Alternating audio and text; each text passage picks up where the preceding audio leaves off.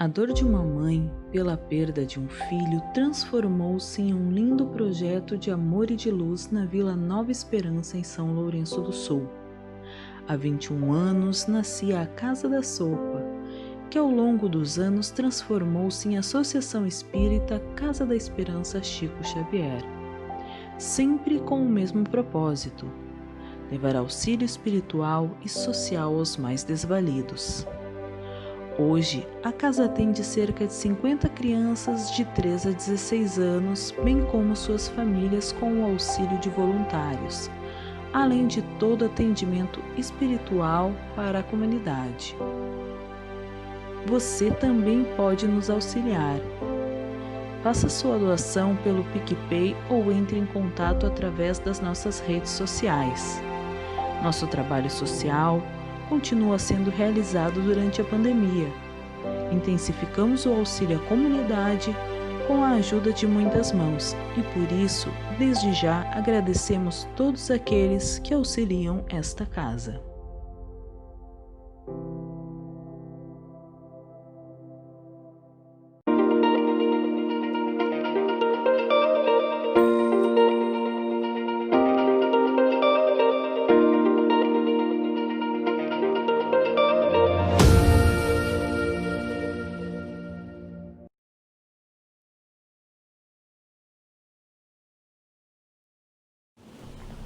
Olá, meus irmãos, minhas irmãs, boa tarde a todos. Com muita alegria a gente se reúne com vocês, ainda que separados pelos laços da matéria, mas que são laços pueris, perecíveis, mas acima de tudo buscando estar conectados com cada um pelos laços do Espírito, de fato imperecíveis, duradouros, imortais. Queria agradecer a oportunidade de estar com vocês hoje, eu aqui no meio da floresta amazônica, no seio da mata para estar com vocês, do sul, na verdade, do Rio Grande do Sul. Agradeço o convite na pessoa da nossa querida irmã Ingrid, que nos propôs aqui esse momento de reflexão com vocês.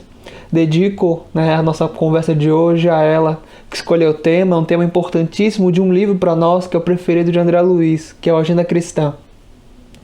Mas, acima de tudo, nesses breves minutos, aqui na Terra, encarnados, que a gente busca uma intimidade com o Evangelho do Cristo, que de fato nosso coração possa bater, nem que seja por 1 milésimo de segundo, no mesmo ritmo, em uníssono com o coração do nosso Mestre amado, nosso Senhor Jesus Cristo.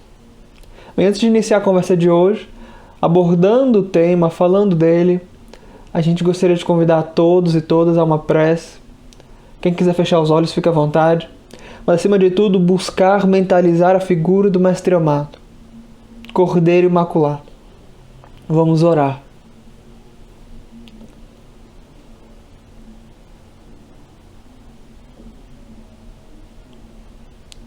Senhor Jesus, nós te agradecemos pela oportunidade de vivenciarmos o Teu Evangelho, por mais uma chance em caminhar pela senda reta da Tua seara. Nós te pedimos, Mestre, a mansidão, a tranquilidade, a verdadeira paz de espírito, conquistada através da luta, não no mundo, mas a luta interna, conquistando não o universo, mas a nós mesmos. Que nós possamos ter sempre em mente, Senhor, a Tua postura, a Tua serenidade. Que nós possamos sempre vigiar e orar.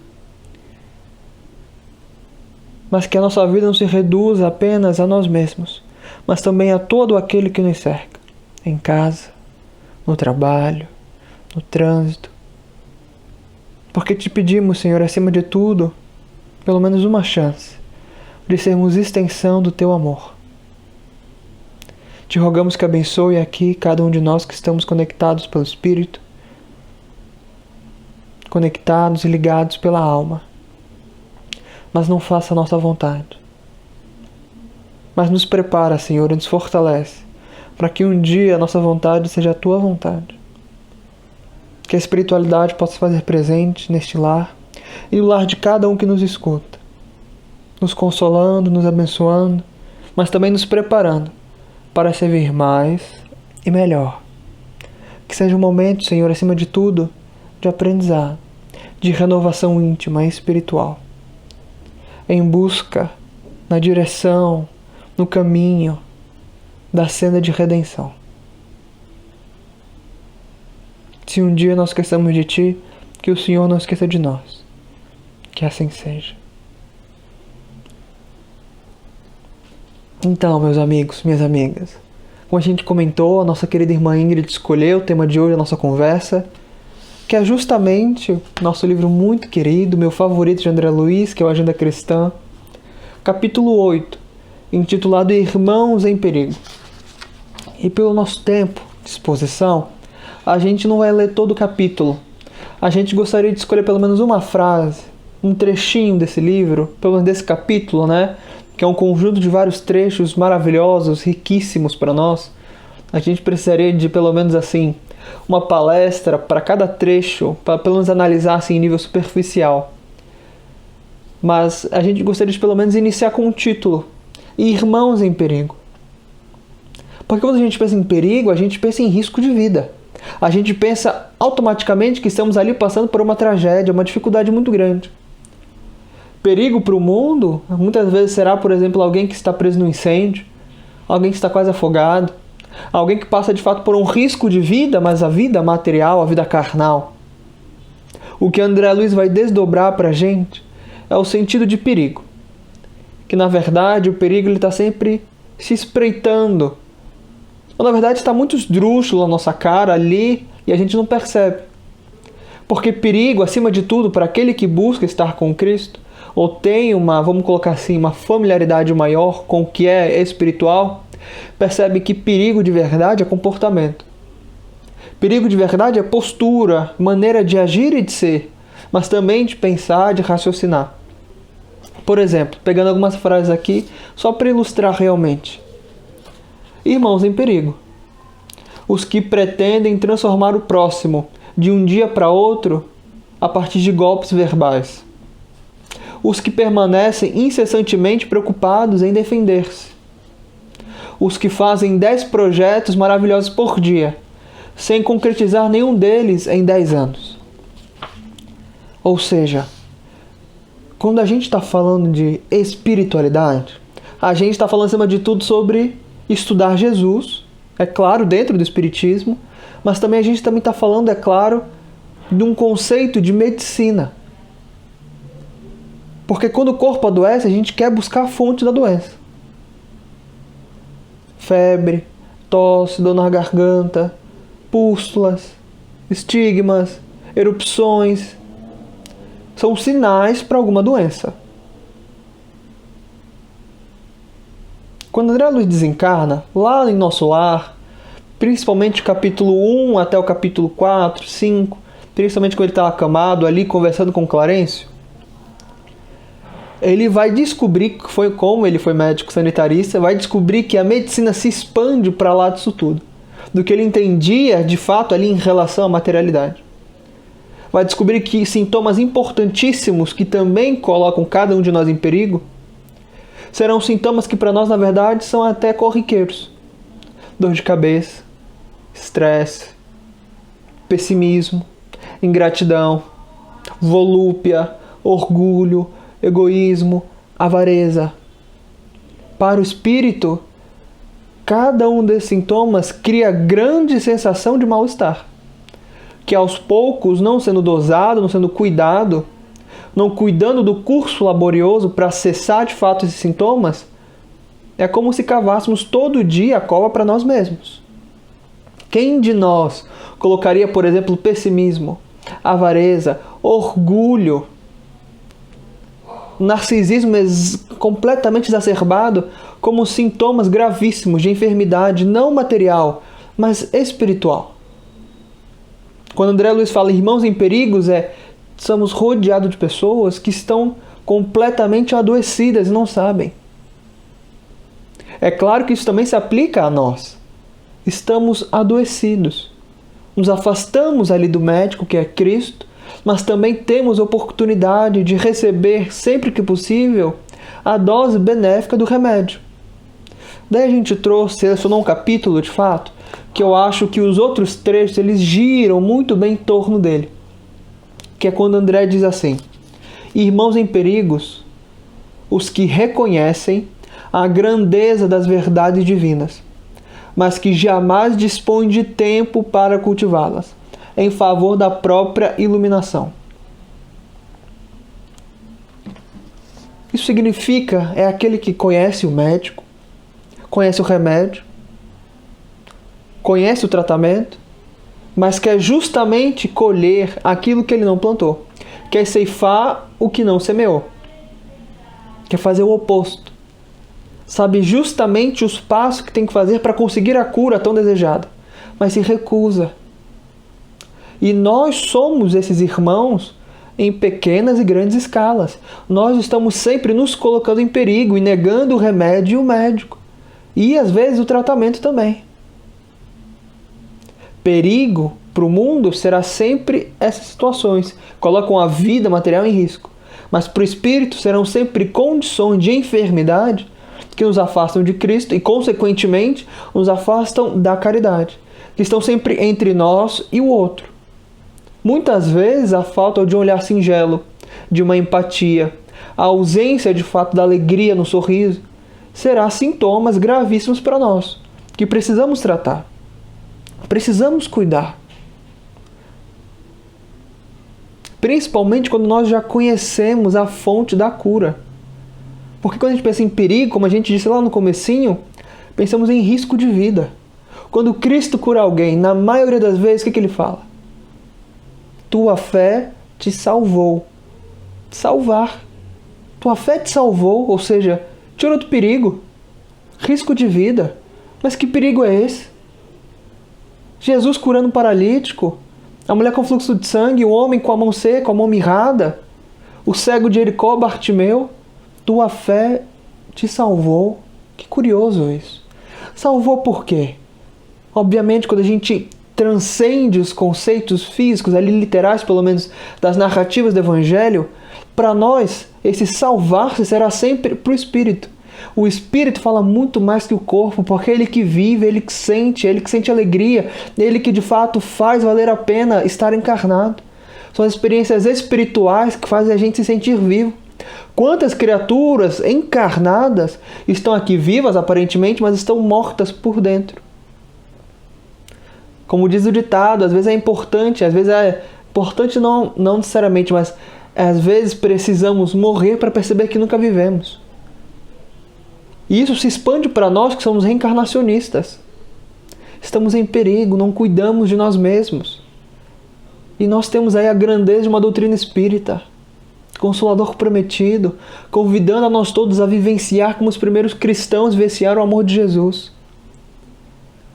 Lembro de um texto do Hilário Silva, segunda parte do livro, que é de Chico Xavier e do Valdo Vieira, por Espíritos Diversos. Espíritos Diversos não. Por Hilário Silva, né? E é sobre vários espíritos, as histórias. E aí no capítulo 27 da segunda parte, é um relato de Eurípides Barçanufo, nosso apóstolo da mediunidade. Diz Hilário Silva narrando que certa noite, nosso Eurípides, ele se deitou. Se deitou na cama e aí quando se viu estava desdobrado do mundo espiritual. Só que ele sentia como se fosse ali chamado para cima, para o alto. E ele foi subindo, como se alguém de fato o chamasse. E ele não podendo controlar, querendo voltar para casa, para sua caminha. E ele se vê de repente num campo maravilhoso, quase que numa paisagem angelical. Ele vê ali ao longe, no horizonte, alguém meditando. E ele vai, com instinto de curiosidade, se aproximando. Quando ele vê ao Cristo na sua frente. Sentindo aquele magnetismo maravilhoso, aquele amor mesmo que assim, se espargia do coração do Cristo, abaixa a cabeça humilde. De repente ele começa a pensar em cada coisa que o Cristo viveu, os templos na terra dedicados a Jesus, as curas do Cristo, os ensinamentos imortais dentro do Evangelho, e se colocou a chorar. Lágrimas grossas, copiosas. Passado-se um tempo daquela situação, criou coragem rapidamente para erguer a cabeça e viu que o Cristo também chorava. E aí ele decidiu perguntar. Pensou de repente que o Cristo chorava por todos aqueles na terra que não acreditavam no seu Evangelho. Ele disse: Senhor, por que choras? Chora por causa dos descrentes na terra. Nesse momento, Cristo volta a olhar para ele. E o olhar do Cristo é um olhar que marca, que atravessa a alma. Nosso Cristo aqui na terra tem esse olhar marcante. Imagina você olhar com o Cristo chorando na sua frente. E você chorando também. E o Cristo diz, não, meu filho, não choro pelos descrentes. A quem nós devemos amor. Cristo diz, a quem nós devemos amor. Devemos amá-los. Choro por todos aqueles que conhecem o meu evangelho e não o praticam. Não o pratica.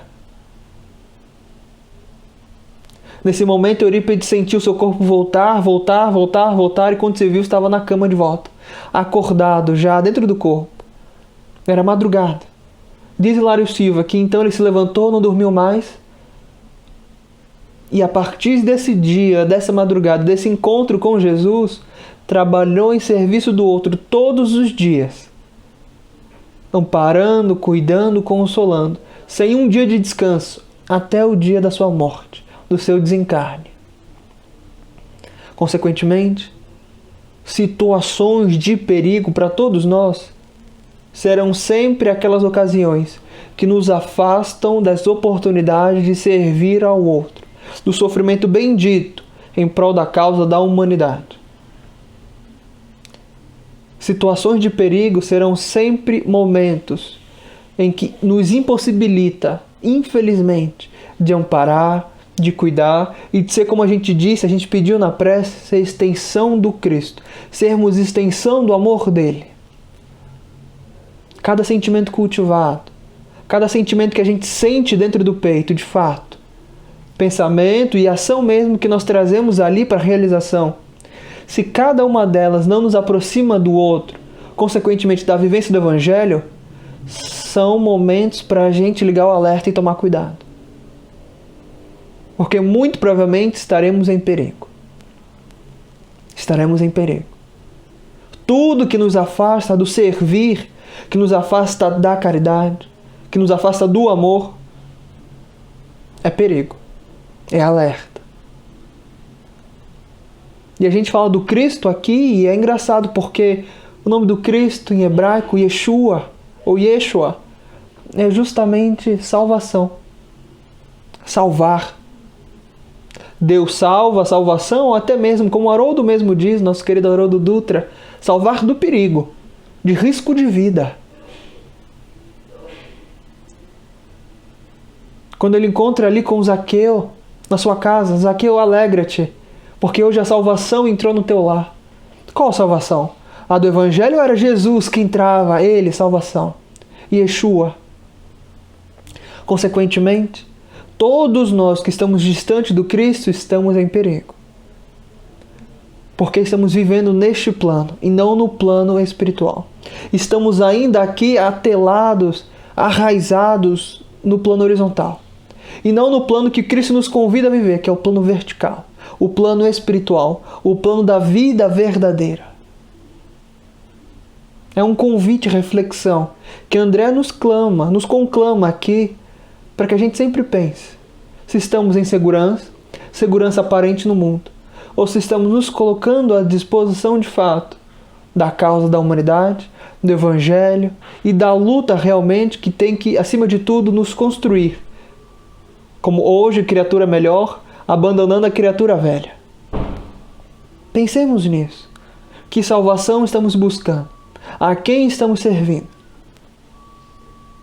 Que sentimento nós estamos sentindo?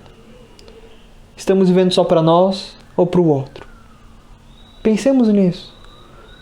E vamos descobrir aos poucos facetas dentro de nós mesmos que nos colocam em perigo. E somente o médico realmente das nossas almas para nos curar, nos fazer frutificar, refrigerar a alma. O Cristo com o seu Evangelho sempre nos convidando de fato a fazer parte ali dos seus trabalhadores. Rogo ao Cristo aqui nessa oportunidade, para todos os irmãos do Rio Grande do Sul, mas também aqueles que nos assistem agora, tomemos cuidado. Mas acima de tudo pensemos nele. Quando a dificuldade bater, quando sentirmos de fato em perigo, nos entreguemos a ele. nós possamos criar intimidade com o seu Evangelho e não ser como esses irmãos em perigo que André Luiz nos aponta, que conhecem o Evangelho e não praticam. Acima de tudo, façamos como Alcione nos explica lá no Renúncia, capítulo 3, segunda parte. A mensagem do Cristo precisa ser conhecida, meditada, sentida e vivida. Quando construirmos de fato esses 4 pilares, estaremos fora de perigo. O livro caindo aqui atrás. Muita força, muita paz, que Deus nos abençoe. Fique com Deus. Para encerrar aqui, uma prece singela, querida de fato, para que a gente possa se irmanar em Cristo Jesus e, acima de tudo, levar adiante cada desses pensamentos, dessas reflexões, que elas possam ser úteis para cada um de nós. Vamos orar só para encerrar aqui a nossa conversa. Senhor Jesus, nós te agradecemos pela oportunidade de estarmos sempre em contato com Tua luz, com o Teu Evangelho, com os Teus ensinamentos. Nos ajuda a vigiar e orar, para que nós possamos reconhecer as nossas próprias más tendências, nossas paixões, que nos puxam para baixo, que acima de tudo nos chamam para viver uma vida diferente da Tua. Nos ajuda a perdoar, a entender, a esperar, a estar contigo, a confiar no Teu Evangelho. Que nós possamos ser fiéis, Senhor, à Tua causa, à causa da luz, aonde quer que nós formos chamados. Nós te pedimos, Senhor, não retire as dificuldades da nossa frente, mas nos ensina a atravessá-las, ao passo em que atravessamos cada uma delas, servindo ao outro, no silêncio de todos os dias. Nós possamos, em cada momento, ajudar a nós mesmos a semear, a adubar a árvore do Evangelho dentro do nosso próprio coração. Que quando esqueçamos de Ti, que a Tua voz, na acústica da alma, surja firme e forte, lembrando o compromisso que nós temos com a caridade. A caridade para nós todos é simples obrigação. Que o Senhor esteja sempre conosco, até a consumação dos séculos. Que assim seja. Meus irmãos, muita força, muita paz.